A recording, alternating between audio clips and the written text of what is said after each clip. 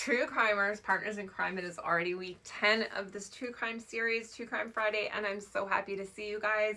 I love having people and friends that I can just go on, talk about my feelings, read your feelings, and these cases I hold so close to my heart and I'm so passionate about, and it's nice to have a place that we can, talk about things. So thank you for that. And I'm hoping to grow this community. So anyone new, welcome.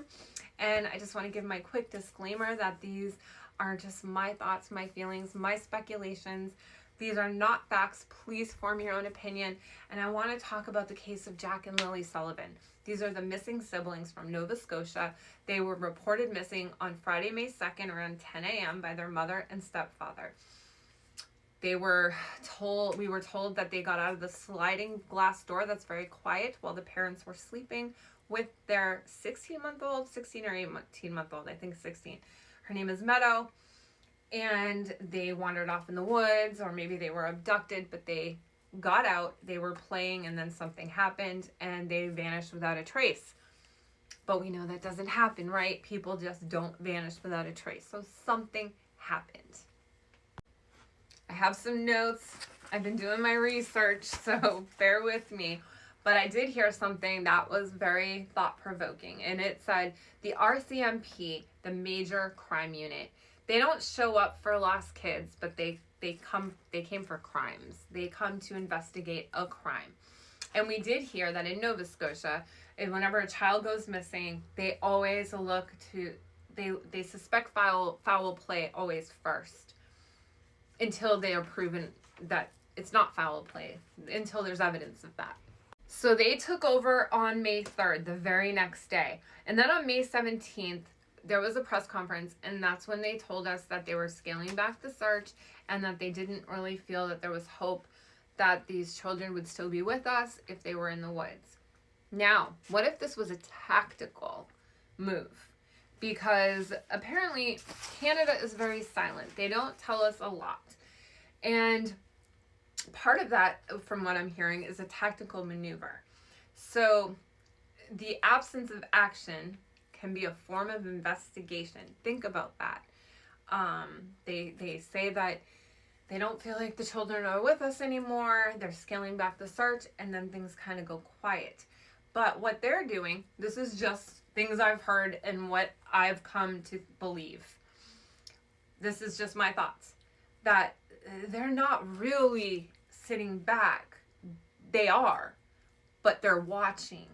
They're watching the family. They're seeing, or anyone that they suspect. They're seeing who broke character. Did someone go drive in an isolated area? Is there phone calls that aren't typical? Just things happening that aren't typical, that they wouldn't expect to be happening. Now that things have calmed down, now that everyone has got a chance to kind of breathe for a minute, if they are a suspect, they could kind of get more comfortable, because behavior in the aftermath is, So the behavior in the aftermath, not during the crisis, tells investigators a lot, right? Because everyone can act different when you have a crisis, when you have an emergency, a trauma. But in the aftermath, when things start settling, that can tell investigators what they need to know, and it has in past cases.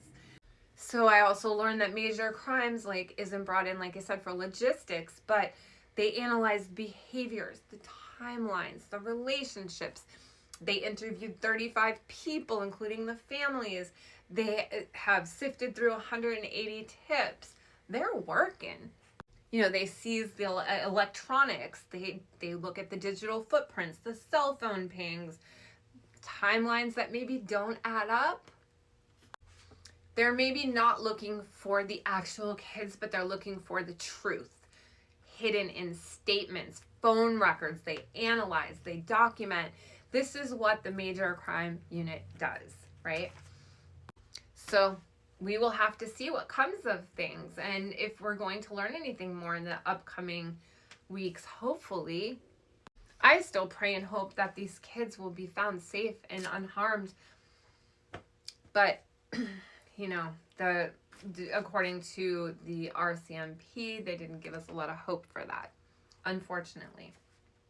Now, there was something that did give me hope, definitely gave me hope that this investigation is still very much ongoing, is that a neighbor of the Lilly and Jack Sullivan, her name is Melissa Scott, was visited by the RCMP.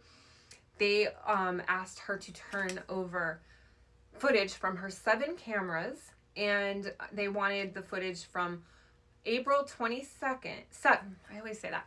They wanted the footage from April 27th until May 3rd.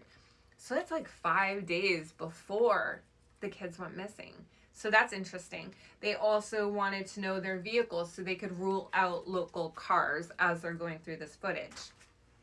She did say that when she saw the RCMP, she said that she was happy to see them. And they said, this is what she is saying, they said that they probably should have been there sooner. So I thought that was a little bit of an interesting sentence. She lives about 3 miles away, and if you look at her cameras, if you're walking the trail between the cameras, it spans about an hour. So apparently she asked in a community group if there was if anyone else had been approached by the RCMP. 2 other neighbors did say that they also were asked for cameras. So, you know, the investigation's interesting, and the time that they're asking for is interesting too. Another thing I saw or I heard was a post on Reddit, and I think I saw it on Evil Exists. Great channel. You need to check it out.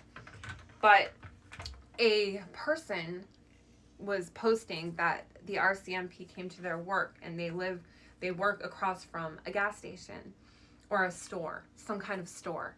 And they were asking for footage because they wanted, I guess it was a purchase made, or they found a purchase and at the store. So they wanted to see footage of them that day, and maybe possibly they were looking to see if they could see proof of life of Lilly or Jack.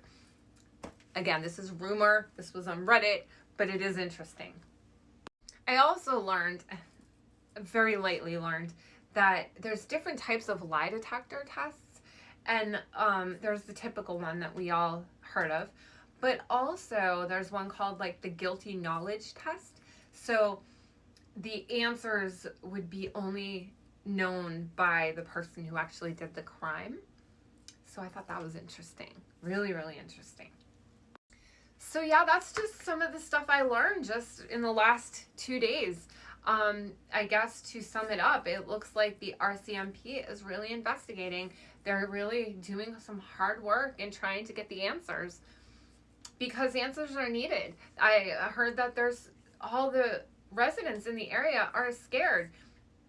They're scared to just let their kids run free like they did before. You know, they're keeping them in a little tighter. They need answers. They need to know if their community is safe. So I don't think they're going to stop until they get the answers needed. And I hope that that is sooner than later. And we can all hope that, keep praying that Lilly and Jack are safe and brought home safely. It's not appearing to be that way, but let's just still say some prayers that they're brought home. No matter what, they're brought home quickly.